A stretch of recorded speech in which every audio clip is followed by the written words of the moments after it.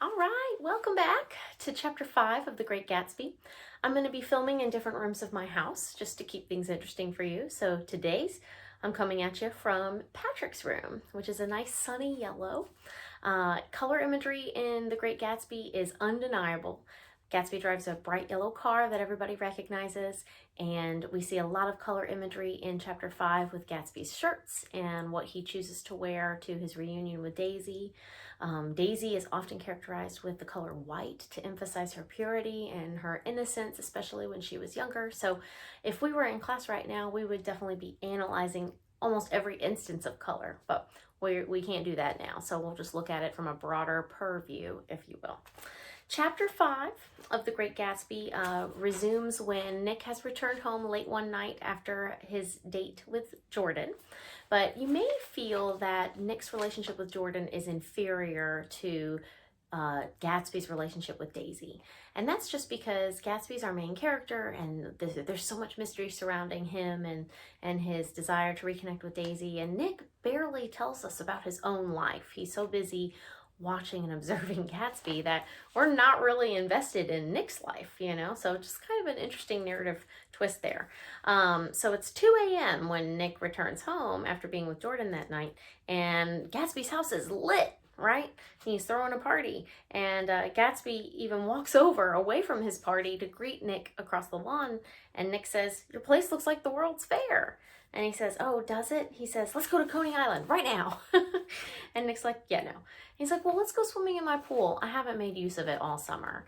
And that is true. Gatsby hasn't been able to really enjoy his success or wealth because he's so busy throwing these parties, and it's all because he wants Daisy to come over and be a part of it with him. And to reward Nick for helping him out, Gatsby tries to slip him a deal. Pardon my, you see, I carry a little business on the side.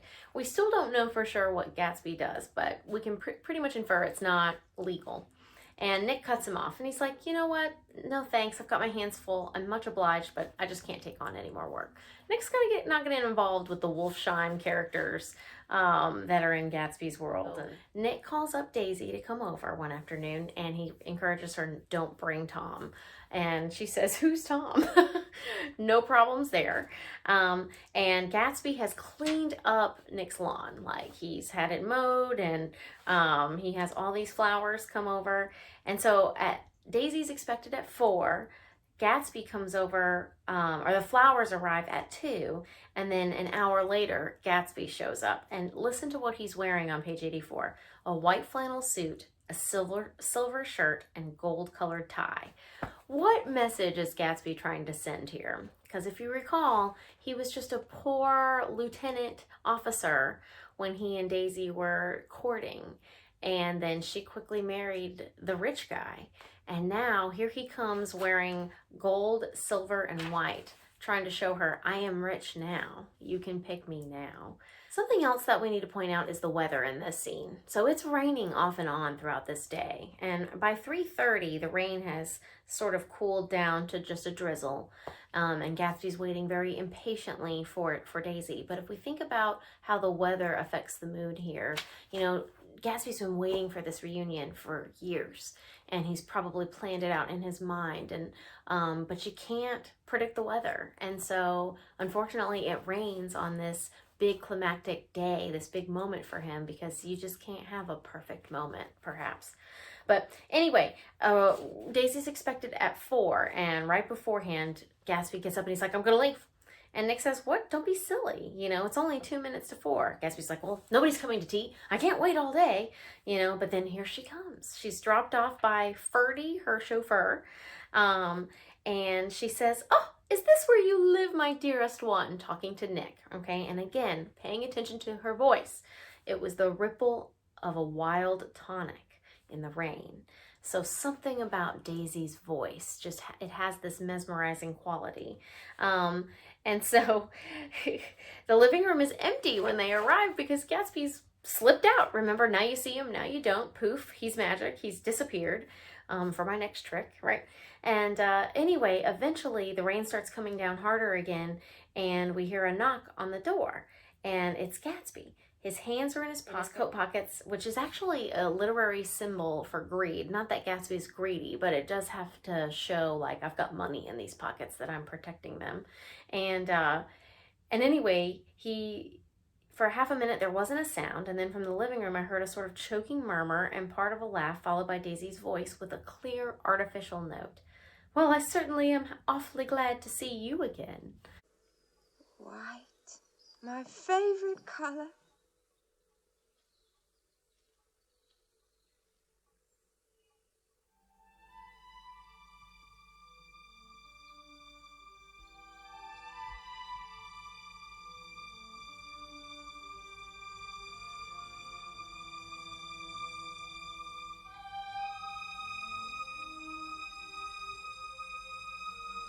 Daisy, I'd like you to meet my neighbor, Mr. J. Gatsby.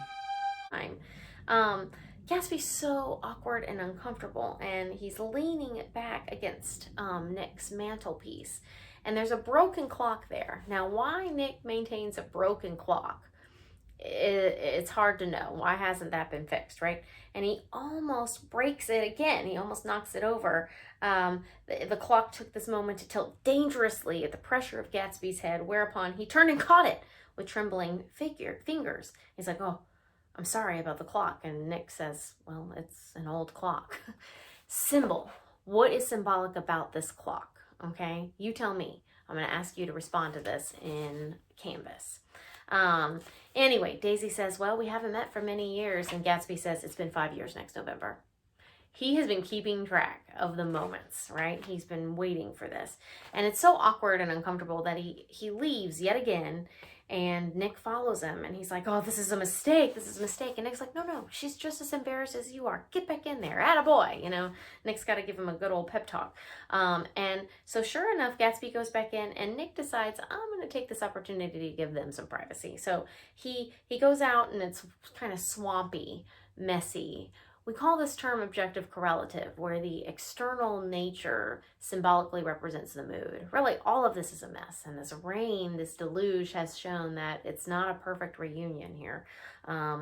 But Nick is looking out at Gatsby's home, and anyway, the sun starts coming out, but it still rains. And by the time 30 minutes has gone by, Nick thinks it's time for me to go back in. So he makes a lot of noise in the kitchen just to make sure they know he's there in case something's going on.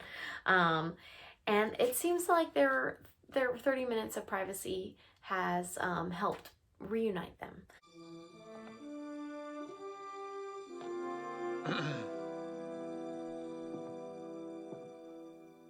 It stopped raining.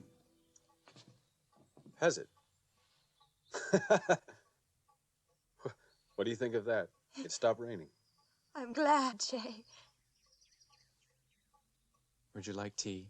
Oh, Nick, darling, I feel today's like someone's birthday. Let's have champagne.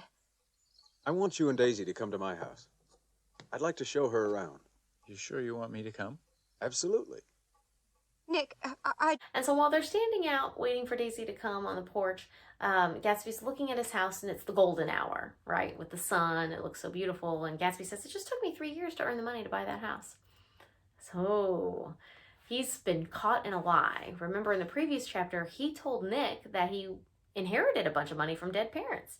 And so that's what Nick says. He says, I thought you said you inherited your money. And he goes, oh, I did, but I lost it in the panic of the war. Okie doke.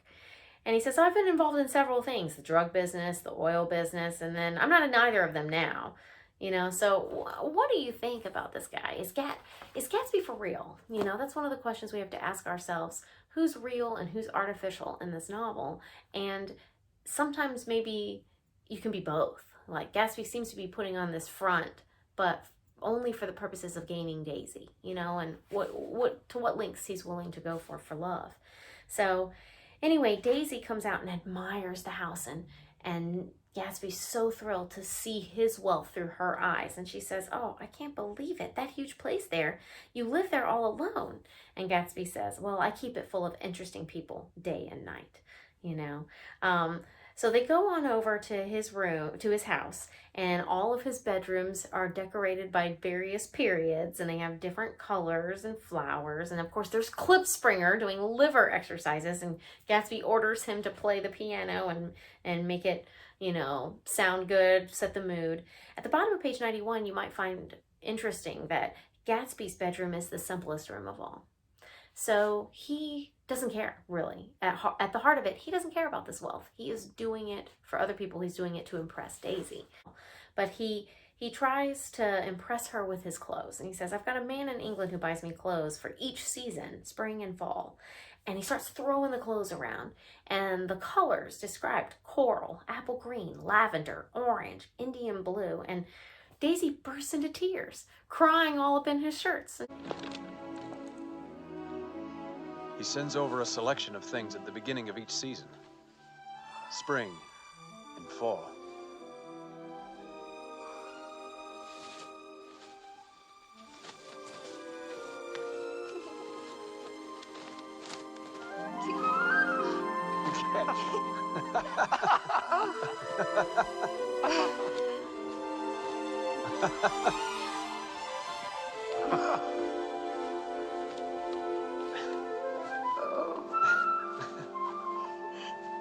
I've never seen such beautiful shirts before.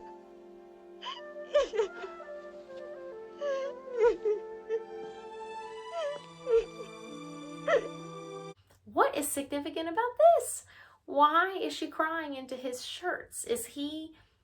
Was he going to bring her the color to her life that Tom doesn't? Remember, Tom's just sort of red and gray and bleh, But Gatsby is all shades of the rainbow. Maybe he would have brought her a more fulfilling life. And then Gatsby pulls out all the clippings that he's been collecting of Daisy over the years. And he says, here are clippings about you. How would you feel if someone you had dated for 1 month 5 years ago pulls out a scrapbook of all the clippings of you from social media or newspaper or whatever? Like, wouldn't that be a tad on the creepy side, Hard to say how Daisy feels about it, but on page 94, the rain is still falling. And I don't know if you can picture this in your mind or a memory, but the clouds have now turned pink because the sun is setting. And if you look out, it's just like pink fluffy clouds. And so whenever I see that, I always think of this scene. And she says, look at that, as she's looking out the window. I just want to get into one of those pink clouds and put you in it and push you around, she says to Gatsby. So, little flirtation going on here. If you want, we're going to flip ahead, get Klipspringer's playing the songs, and Nick is going to kind of like sneak out of here and leave them two to themselves. And as he goes to say goodbye, he realizes this bewilderment in Gatsby's face. 5 years, he's been waiting for this. The colossal vitality of his illusion. You may agree, even though this novel's not as rich or deep as some of the other stuff we've read, Fitzgerald does have a beautiful way with language. His prose is very poetic. And at the very end of the chapter on page 96, he talks about how no amount of fire or freshness can challenge what a man will store up in his ghostly heart. That is a beautiful song. And then he thinks one more time about Daisy's voice, her fluctuating, feverish warmth, because it couldn't be overdreamed. That voice was a deathless song. Makes me think of the sirens, how it's just sort of lured Gatsby in. He can't tear away. He can't break away from her, even though she's married. And he just leaves them there together. So that's the end of chapter 5. They've been reunited. I'll try and post a clip so you can see this tension. It'll probably be the Robert Redford version because that's the more authentic of the two. And if you'll read chapter 6, we're going to get into Gatsby's backstory. Thank you so much. Bye.